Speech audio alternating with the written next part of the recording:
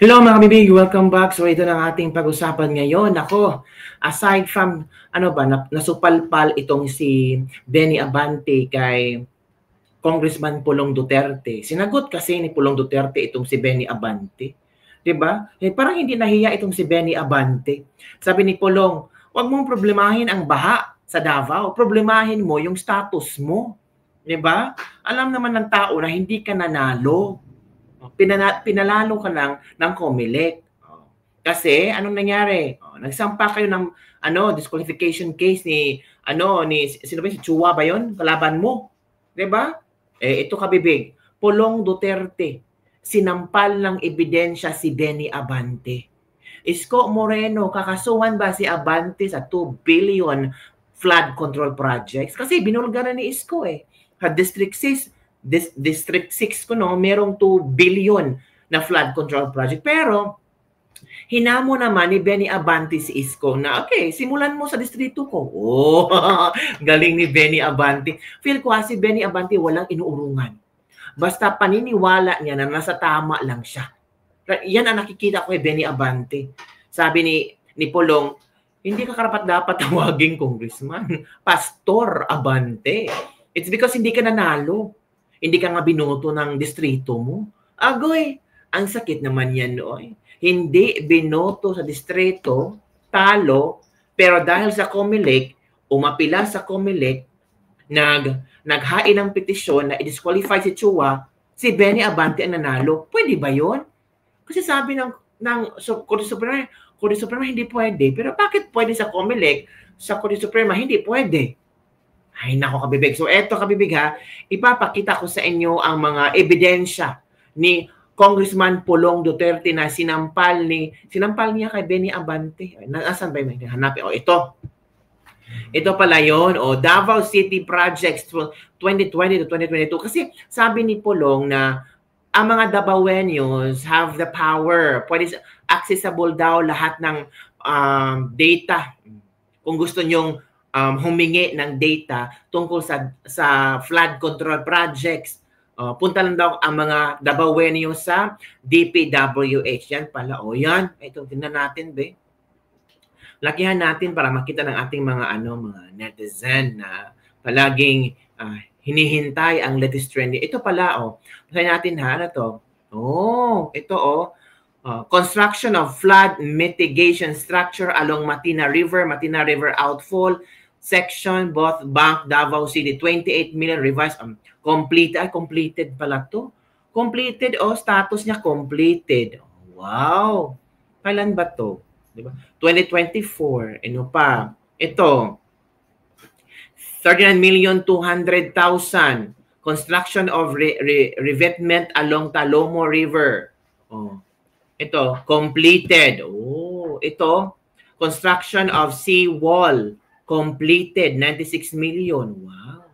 Construction or event along Matina River, completed, 85 million plus. Puro complete. Construction of Esplanade at Davao River. 71 million completed. Walang ghost projects. Kaya nga sabi ni Pulong Duterte, walang ghost project sa Davao. At makikita mo naman na talagang pulido ang ginagawang mga flood control projects at yung mga iba-iba pa, mga seawall. Talagang makikita ng mga tao. Kaya nga sabi ni Pulong, people have the access. Punta kayo sa DPWH. Hanapin nyo doon. Di ba? Tingnan niyo. Maghingi kayo ng kopya. Isampal nyo kay Abante. Grabe naman talaga. Isampal nyo kay Abante para alam niya na yung mga sinasabi niya ay ewan ko.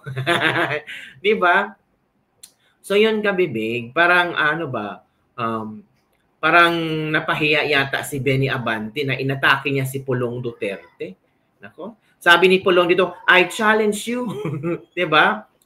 Kung may baha man dito, humuhupa din agad, hindi kagaya ng mga swimming pool nyo dyan sa district size.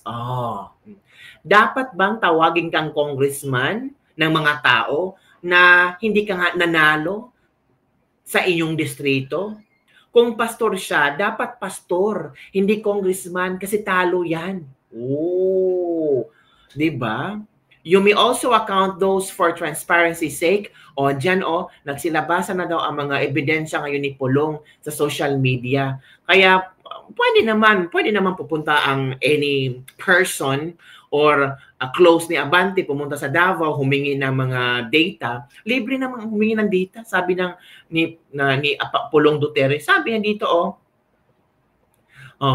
and kung sino yung pwedeng humingi, bisan sino, kahit sinong Davaoenyo, pwedeng humingi ng datos from DPWH. Hindi katulad nyo dyan na yung mayor nyo ang nagrereklamo sa kung ano ang nangyari sa flood control projects nyo. Diba? If you still remember, Kabibig, nag-trending si Mayor Isko Moreno dahil binulgar niya ang mga flood control projects sa mga distrito niya. 6 na distrito, may mga iba't ibang presyo ng flood control. Pero itong si Benny Abante, confident, sabi ni Benny Abante kay Isko Moreno, unahin yung distrito ko. Manila, Representative Benvenido Abante, ay Mayor, si Pastor Abante pala, backed Mayor Isko Moreno, called to investigate the 14 billion worth of flood control projects in the city funded by the national government, which seem ineffective as flooding continue to persist. During Thursday briefing, Abante even prodded Moreno to start the investigation in his district. Sabi ni Abante, sinusuportahan ko yung sinasabi ng Mayor ng Manila na papaimbestigahan niya. I support that. Kung naisa unahin niya yung distrito ko. Diba? Ano ang ipinagawa ng city na flood control project? Ano ang pinagawa ng DPWH? Ito po yung tinatawag natin na i-check yan DPWH ang status at impact ng mga project na yan sa national government. For example, kaya I'm all for that na dapat talagang imbestigahan yan. Yun mga kabibiig. Doon din dumaan ang main tributary na mga ilog natin. For example, in my district, dumadaan ang Pasig River, dyan nagpupunta ang San Juan River, dyan nagpupunta iba't maliing mga estero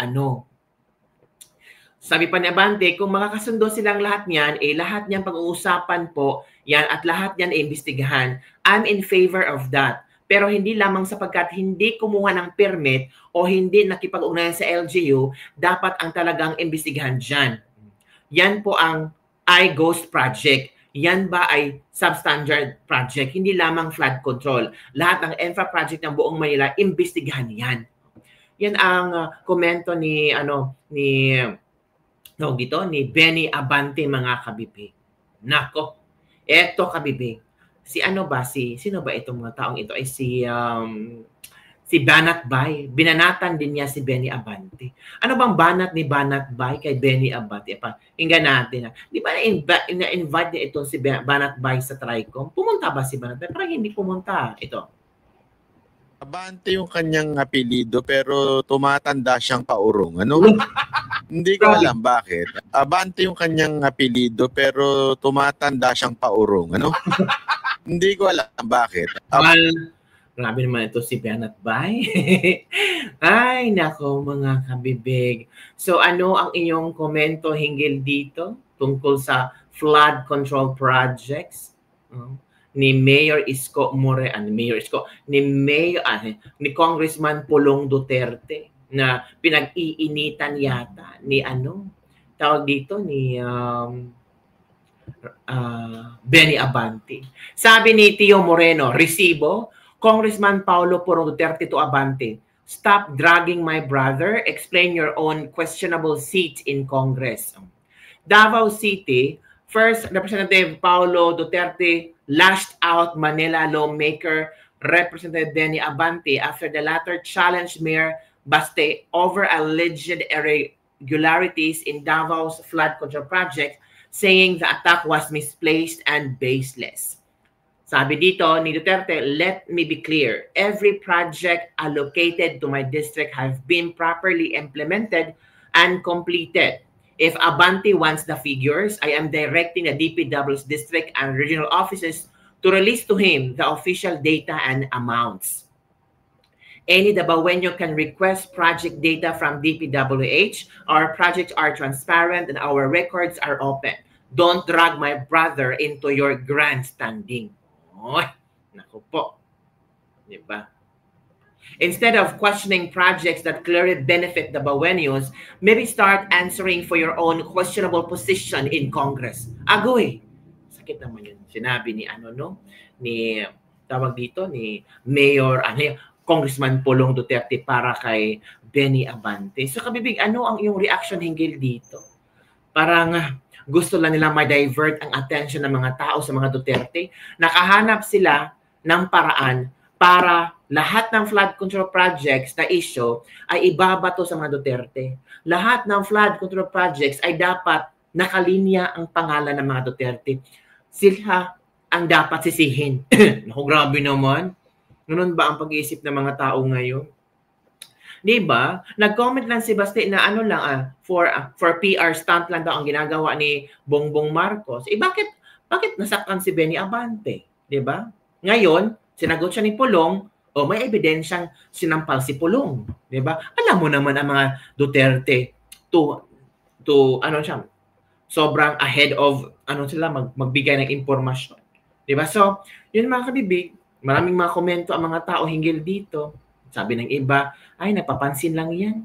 Wag yun nang pansinin yung mga taong yan. Diba? Ito ang komento ng mga tao dito. Meanwhile, in Manila, Benny Abante, Tatiyoy, nakaupok pa rin ba? Hindi ka ba nahiya sa Panginoon mo na hindi ka naman binoto pero naging buwaya ka dyan sa Kongresa? Ida mo, from Roy. Pastor Atras Abante, hindi Congressman Abante. OIC Congressman appointed by COMELEC. Sabi ni Enly Marie Mendoza. Ang taba ng flood wall, samantala yung flood wall sa pinagawa sa Bulacan, malnourished at kulang sa bitamina. Sabi ni Paulo Valdez Arenzol, kung saan nakita nila ang flood wall na pinagawa na proyekto ni Baste Duterte. Ni Pulong Duterte. Ito po. Huwag niyong idamay si Pulong Duterte sa mga mali-maling ginawa niyo sa flood control projects. Pahiya lang kayo kasi completed lahat ng proyekto sa Davao City. Yun makabibig. Aside from ghost projects and corruption in flood control projects, can we also include in the discussion how this administration deprived Davao City on project allocations? Murag little to zero man ang allocation sa district engineering offices sa Davao City. Pwede din yan, mareklamo, di ba? Napaka-unfair naman, di ba? So yun kabibig, ang mga ilang komento ng ating mga netizen, ano ang iyong komento? Nasampal ba si Benny Abante sa mga ebidensyang nilatag ni Congressman Pulong Duterte? Ngayon, ang challenge ng ibang tao, Benny Abante, maglatag ka rin ng ebidensya sa completed flood control projects nga 2 billion sa 6th district ng Manila. Yung completed yung hindi kulang-kulang. Ay, yan ang hamon ng mga netizen. Ang tanong, ipopost ba yan ni Benny Abante? Well, Mayor Isko Moreno is, nagsampa ng kaso na sa mga contractors. Malalaman din natin later on kung meron bang nagawa or ghost project lang lahat. Bakit naging ghost projects kung merong pera patungkol sa mga proyektong iyan? Di ba? Yun lang kabibig. Bye everyone. See you next time. Shoutout sa ating mga OFW na always watching my video. Like, share, follow. Follow pala. Subscribe pala. Bye everyone.